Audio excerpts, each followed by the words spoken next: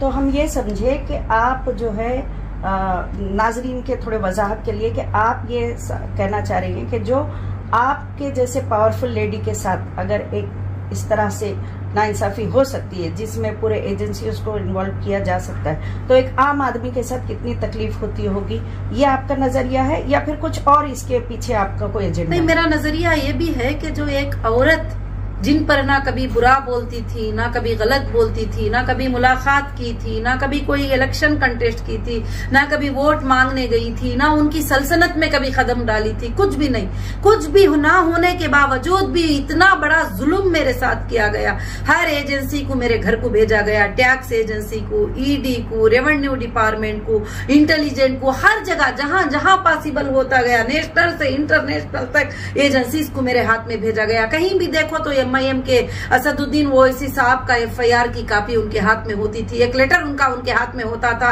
कि आपको कोई औरत नजर नहीं आई इन्वेस्टिगेशन करने के लिए, आपको कोई और पॉलिटिशियन नजर नहीं आए, और सिर्फ एक मुसलमान औरत जो आपके जब मुसलमानों को भलाई पहुंचाना चाहते हैं, मुसलमानों की भलाई करना चाहते हैं, तो एक मुसलमान औरत आपको नजर में आई। वो औरत जो हजारों के मस्जिदें बनाने में कामयाब करने वाली, जो हजारों के मदारिस को साथ देने वाली, जो हजारों के लड़कियों को स्टूडेंट बनाकर पढ़ाई करने वाली, उस औरत के ऊपर हमला करके क्यों आप डर गए थे कि एक मुस्लिम फेस आ रहा है, ये अच्छे काम करने के लिए आ रहा है और बगैर पॉलिटिक्स के जो है सबको फायदा पहुंचा रहा है, तो इसको मैं तबाह कर दूं। और आपने ये सोचा तो जाहिर से बात है कि कोई भी सोचेगी। जो जुल्म मेरे साथ हुआ है वो आज तक भी जो बैठी हूं, ये अल्लाह की बहुत बड़ी ताकत मेरे साथ है, नहीं तो दूसरी औरत होती तो यह जुल्म को कभी भी सामने नहीं बैठती। आपको और भी बताऊं, मेरे कई प्रॉपर्टियों पर MIM के लीडरों ने कब्जा करवाया है, बंगलों के ऊपर कब्जा करवाया है। गवर्नमेंट ऑफिसर्स ऑफिशियल जो ख्वाजा मुहिद्दीन करके जुबली हिल के घर के ऊपर वो जाता है, वो घर देखता है, घर बहुत अच्छा लग रहा है तो उस पर कब्जा करके बैठता है, झूठा आर्बिट्रेटर लाता है, मैं अंदर होती हूँ, ईडी के अटैचमेंट में होने के बाद रजिस्टर करता है। ये सब किसका सपोर्ट है?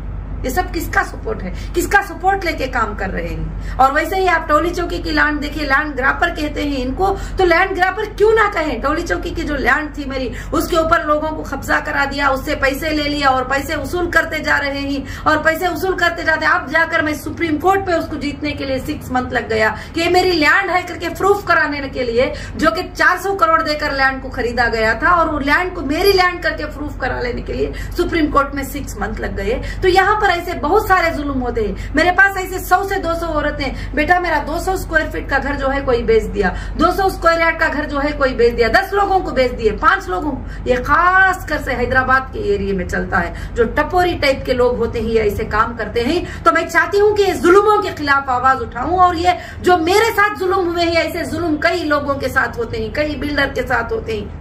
मेरे पास एक भाई आए थे, बैठे थे और एक बोर्ड लगाए थे उनकी लैंड को सेल करने का, और वो बोर्ड लगाने के बाद जो है वो कहते हैं कि उनको जो है MIM के लीडर से फोन गया कि ये लैंड जो है तुम सेल करना चाहोगे? वो बोले नहीं नहीं, इतने प्राइस की मेरी लैंड है, तो सेल करना है, इतने प्राइस में सेल कर दे, अगर सेल ना करे तो ब्लैक बोर्ड लग जाएगा तेरी लैंड में 3 दिन में।